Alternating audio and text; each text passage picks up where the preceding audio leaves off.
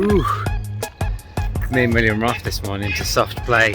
If you don't know what that is, it's just a big place where you can take children and stuff and they just mess about. Everything there is soft. Pretty nippy this morning, but it's such a nice, bright, sunny day. Where we are on the canal now, so convenient for it. It's just right over this little bridge. It's so nice to sort of enjoy stuff like this while it's on your doorstep.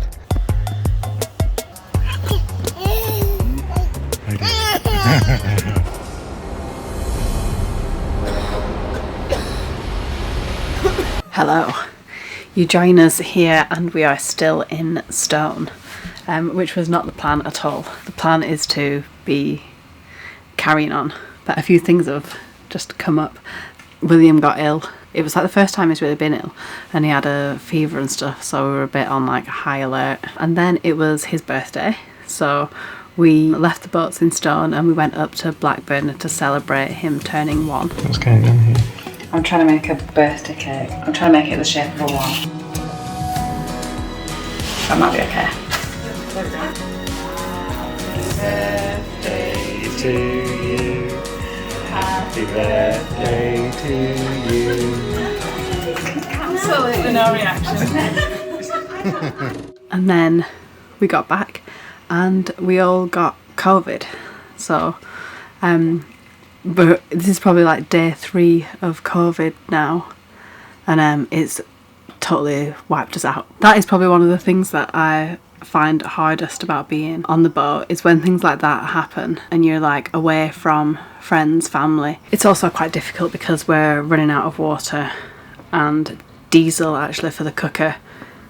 We've got a massive laundry pile. I don't know what to do really, but we can't really go and fill it with water and use the locks and things whilst we're still COVID positive. But fingers crossed we'll feel better, and in a couple of days we'll test positive and we can get on the move again. We're really excited. I think when you're ill like this, it makes you feel like, oh my god, I can't wait to feel better. And you think like, I'm never going to take it for granted again when I feel better. The boat is in quite a state, as you can imagine, from 3 people just living on it and pretty much not leaving it for the last 3 days. I'm just gonna do some tidying now while I've got the chance. William's having a nap. Vic is 2 and he's watching Kung Fu Panda, but I don't think he wants me to tell you that. Do you want to learn Kung Fu? Yeah. Then I am your master. Okay.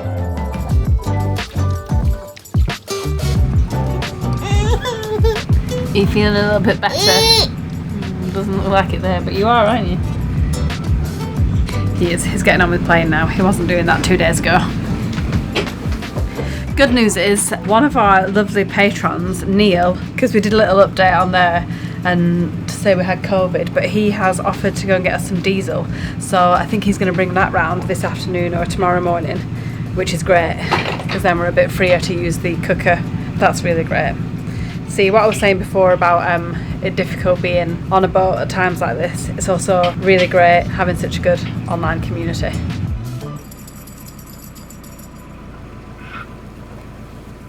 Here's the guys. How you feeling?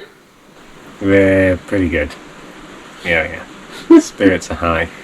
Spirits are high, aren't they? Hey? Temperatures too. Neil, one of our patrons, brought down some diesel for us. Oh. Vic's word of advice was, I just need to make sure I don't put it in the water. That would be bad, wouldn't it? That seemed to go pretty well. And that's quite relaxing. That 10 litres will just mean now we can relax until we're feeling better. Thank you, Neil. I said before that like it's hard being on the boat at times like this where you feel a bit more isolated, but actually I feel like we're so lucky.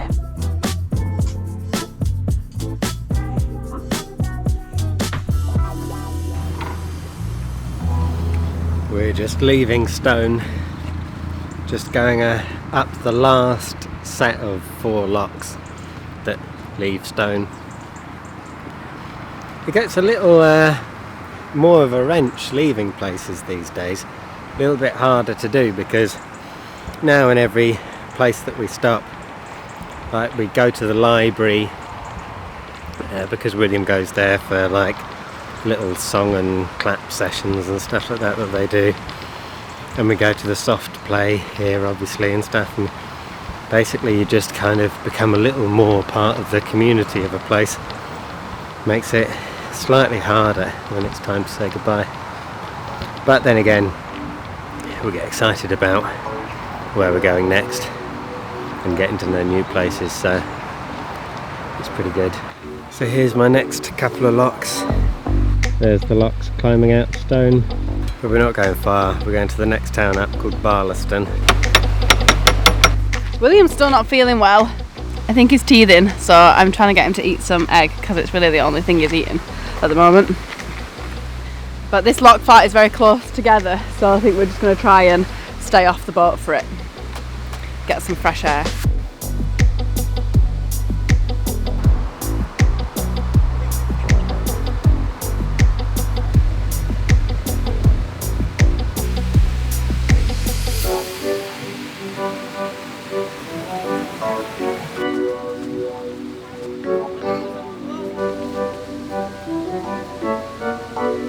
We are at lock number 2 of 4 in this flight. It's a rainy day, but it's really warm.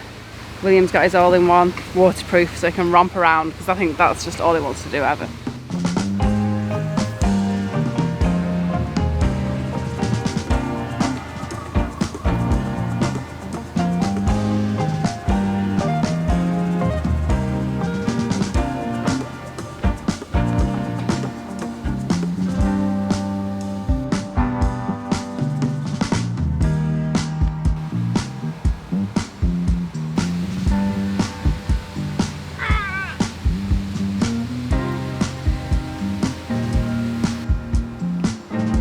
I'm just excited to get moving because the plan was to be moving, but stone has been a good home for us. I don't want to eat them.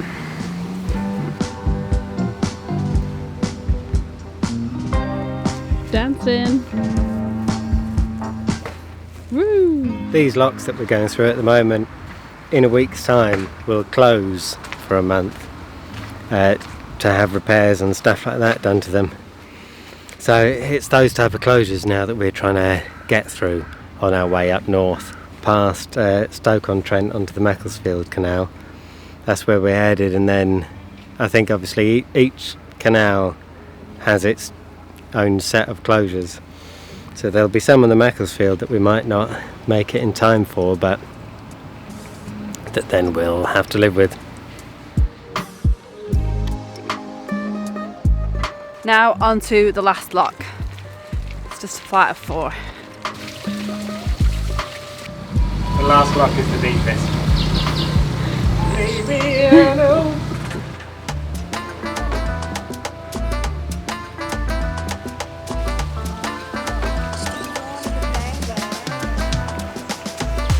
Don't you feel like we've been waiting ages till we can carry him like this? Yeah. This is like classic baby holding, isn't it? Yeah, yeah.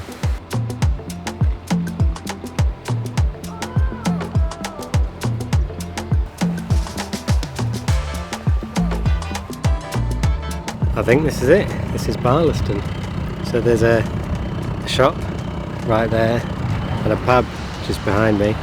We're on this mooring here, although the boat's just creeping along. I think I might move forward a little bit because kind of right between the shop and the pub here. We're kind of a little bit in the mix.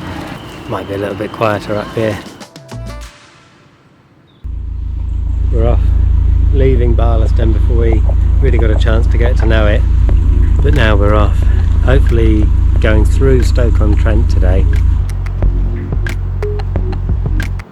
A little bit of Stoke industry for you there. I think we're getting into the main sort of centre of Stoke now, and things are getting a bit more industrial. It's quite good. It's quite nice to see in a way, because it can't all be lovely low-hanging willow trees and nature and stuff, can it? After all, industry is the whole reason the canals are here in the first place. Some cool graffiti here. I think we've still got maybe another half an hour or something like that, maybe another couple of miles to go until the first of a flight of 5 locks that we'll go up through Stoke But for now, just enjoying a little bit of the old Stoke scenery. Haven't seen any of the potteries yet. It's famous for the potteries, and there are big kiln buildings that were built shaped like massive bottles. They're still sort of knocking around here, but we haven't seen any of them yet either. Don't know if you can read that, but that sign says tackle and bait, air guns, archery, boats and engines, country and western line dancing. It's quite an offering.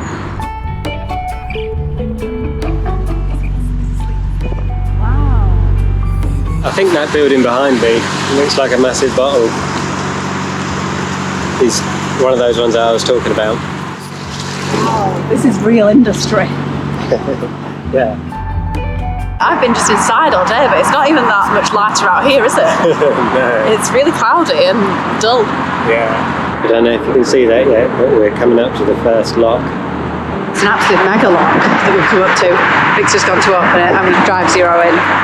So well, don't have to climb that ladder. It is absolutely massive. Extra industrial looking locks as well, because these ones aren't made of bricks, it's like concrete blocks.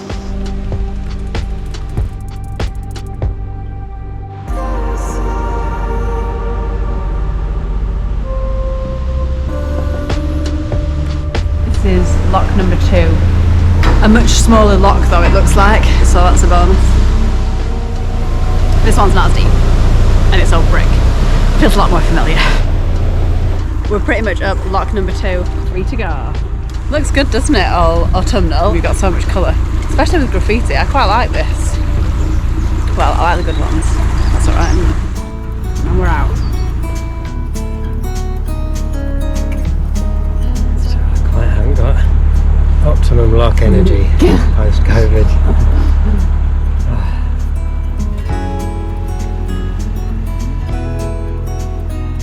Backseat driver, anyone? Some more bottle kilns there. Lock number 3, and we're just going to prop ourselves by the door because we can see no one's coming down. Under another very low bridge. So far, Stoke's been the place of deep locks and low bridges. Don't want to jinx it, but so far William has slept through all of these locks. It's really good when we can do locks like this together. It makes me feel like I'm back in the game. These next ones are quite close together, the next 2. So I'm driving and meet me at the next lock. There's a boat right behind us, so we're trying to help them out and open the bottom paddle for them so that it empties the lock, because that is really time consuming if you're right behind someone and no one's coming down. Hopefully that'll get them through a bit quicker. That building there with the big chimney, I think from that sign, is a flint mill.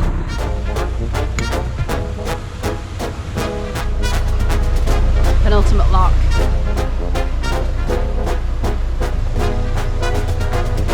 Oh my goodness, I've just seen the gates of the next lock, and it is deep. I don't want to do it. It's so deep.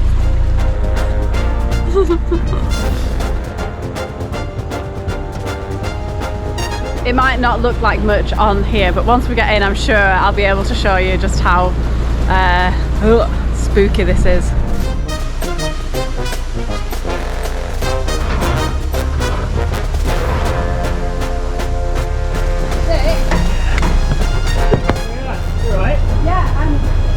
I'm going backwards, but I'm not. Something was like pushing me backwards. Like I can't go forward. Oh, I'm totally stuck going in. I think it's like because of how narrow it is. But I'm gonna have to get off. Well, I'm not ashamed to say it, I freaked out then. Going into that lock, we grounded. So I think this pound, you can see the water level is right down. So I think we're a bit too deep drafted to get into the lock. So then we've reversed back out and we've let the other boat go in front, and they're going to hopefully let down a lock full of water which will raise this pound. Hopefully we might be able to get in. Yeah, that scared me. I hyped it up too much, didn't I? I could see it looming ahead of me and it got the better of me. So hopefully we'll get in this time. I didn't want to drive it, but I'm deciding to jump back on And there's also some CRT people watching, so they won't let me die, will they? They won't let me spend Christmas in a deep lock. Take 2. Don't want to speak too soon before the canoes got in, but that's much better than last time. Whew.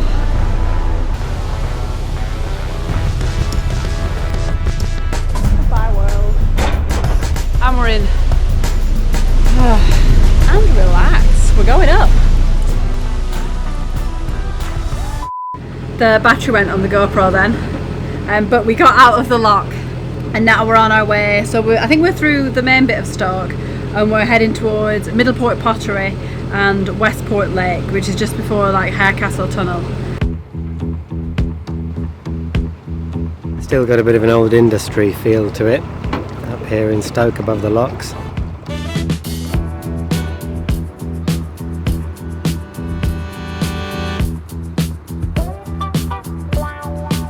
So I think we're passing under the remains of the old pottery buildings. They're massive and pretty dilapidated looking now.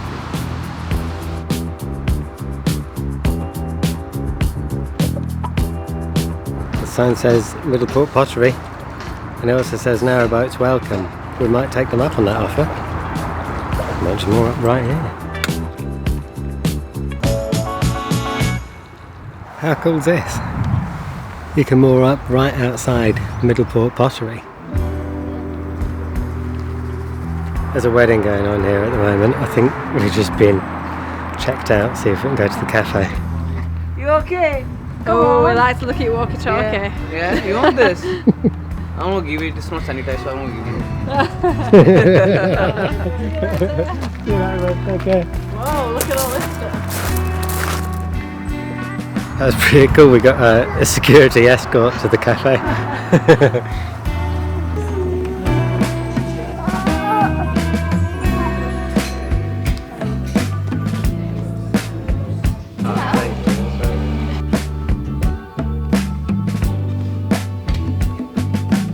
We're just trying to film a little bit, but I don't think it's ever going to happen, or we're ever going to eat. It's like William's having the best time of his life. Just like any time he's ruining our meal times, he's just absolutely loving life.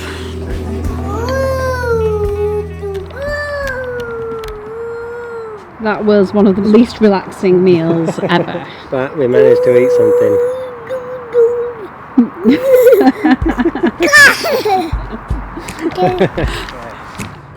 Oh dear, William's on the loose. Not in an earthenware exhibition.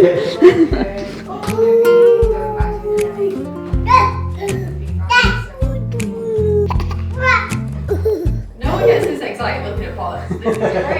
It's because he's only allowed plastic pots, so this is just like wow for him. You're very excited. Would you prefer we just go? So this place, as well as being the oldest pottery in the UK, it's also got little art studios, so I think it's not just pottery. Oh, sorry, yeah, oh thank you. Oh, thank you. What's this place? I don't know. We've wandered into this place and I'm not sure if we're meant to be let in here, but we were let in. The potteries lie on the North Staffordshire coalfield, the city of Stoke-on-Trent.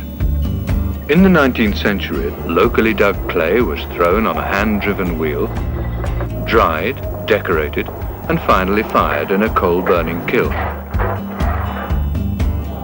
The placers carried the ware on their shoulders or heads. They put a rolled-up stocking inside their hats to protect their heads. When it was full, the oven was sealed up with bricks and sand. A maximum temperature of between 1,000 and 1,250 degrees centigrade was reached.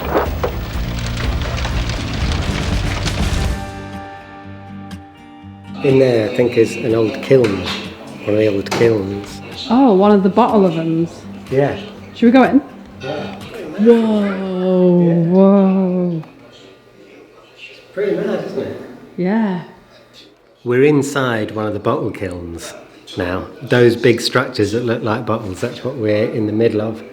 And it's massive in here. Cool though, isn't it? Yeah. And I will say, what strikes me in here is how cold it is. Like, it's noticeably colder, isn't it? But Yeah, I kind of thought it'd be a bit spookier or something to be in here, but it's actually alright. yeah, you could live in one.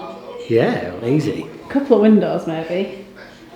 So I've just been reading about how the kilns were fired, and they basically made loads of actual sort of coal fires and stuff under that bottle kiln, and then just sealed it up, and it would get up to about 1,000 degrees or 1,250 degrees Celsius, and would stay that way for up to 3 days.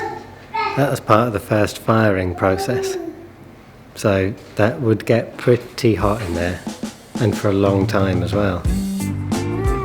But what a cool place. We got William this little thing here. I think it's too much for him. Oh. Might have to cut off the ball. That kind of. You've got a handheld egg cup there, buddy. That's our neighbour, a historic old wooden working narrowboat. Says it transported raw materials from Cornwall to Middleport. How'd it get down there?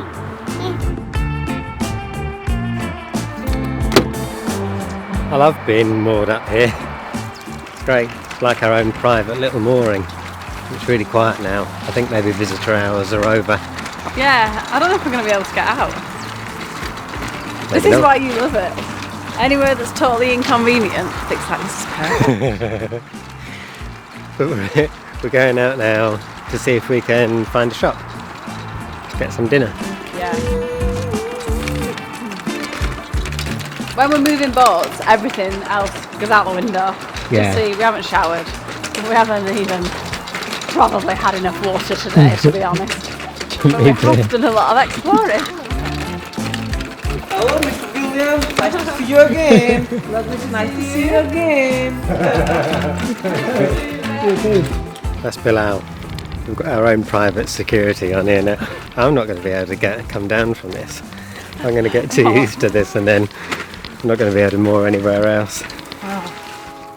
It's such a cool building. If you look on a map around here, it's just all this terraced housing kind of in grids around the potteries. There must have just been so many factory workers and people who worked there who needed housing around. Check out where the hip heck we are. Oh right, yeah, I think it's up this way.